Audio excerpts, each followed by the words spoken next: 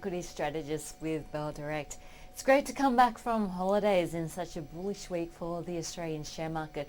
In fact, this week is the 7th consecutive week of gains for the Aussie share market. And we haven't seen a winning streak like that in years. In fact, you'd have to go back to September 2013. At the moment, the G7 meeting is happening, and I note some of the comments coming through, especially from Prime Minister of Japan, Shinzo Abe, who says that the outlook for the global economy is as bad as it was back in 2008. Not all the leaders agree, though, saying that the US economy is improving and activity in Europe slowly seems to be picking up as well. But if we have a look at the Australian share market, most notably this week, the market has breached 5,400 points. You can see from the chart behind me that we have been in a trading range for the last 9 months, and over the last few weeks we have seen the Australian share market trying to decisively break 5,400 points. Now, we have managed to do that, and the key for the market going forward is that we do manage to stay above that level, and that would indicate that the market has broken into a new bullish trading range. So that would be good news for the Aussie share market. And of course, whenever the market is moving up, as it has been over the last few weeks, you do see all-time record highs. So noting some of the all-time record highs for Australian companies coming through from the likes of Cochlear and CSL in the healthcare space, Main Pharma, which is also a smaller company in that sector, NextDC, REA Group, as well as TPG.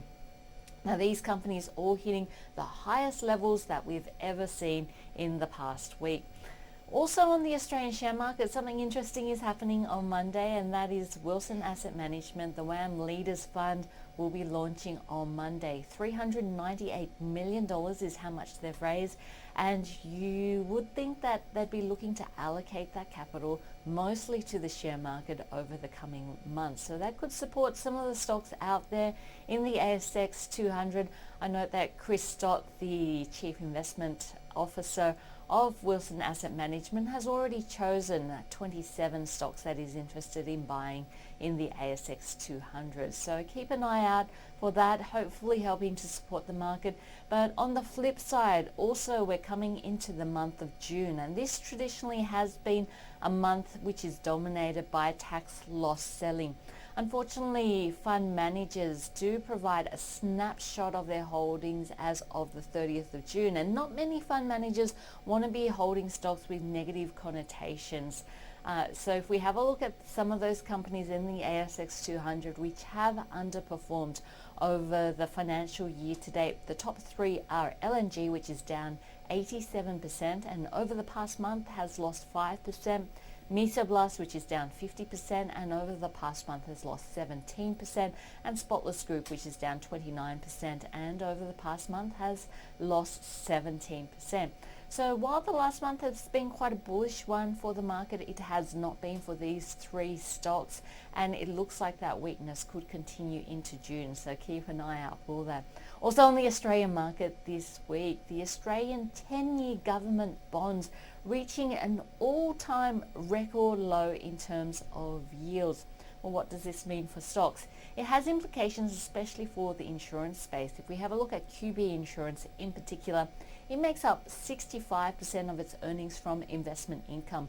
Now, that investment income is split 30% US, 30% Australia, but the investment income predominantly comes from its Australian portfolio. So the fall that we've seen in yields in Australia would have negative implications for QB Insurance. Same with Insurance Australia Group, which makes up around about 40% of its earnings from investment income.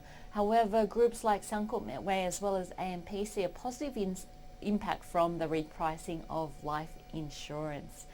We're also coming into confession season, and this week we have heard from both Flight Centre as well as Wesfarmers. Expect to see more confessions coming out of companies ahead of the full year earnings season in August. Now, having a look at some of the investment banks and what they're saying about the market, and we're going to start with Credit Suisse. and concentrate firstly on the US stock market, where their equity analysts are saying that there's little margin for error if you're looking at buying stocks in the US at this point in time, and that it's a little bit like picking up pennies from in front of a steamroller. On the bullish side though, saying that, valuations aren't looking stretched, especially on an FY17 basis, but outlining 10 reasons why buying US stocks may be a difficult proposition at the moment.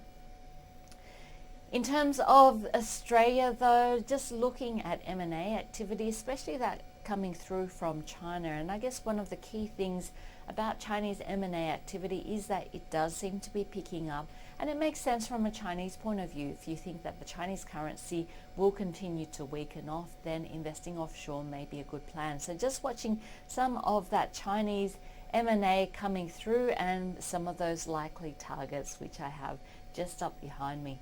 Looking at Macquarie, which has been looking in on the commodity space and concentrating mainly on nickel.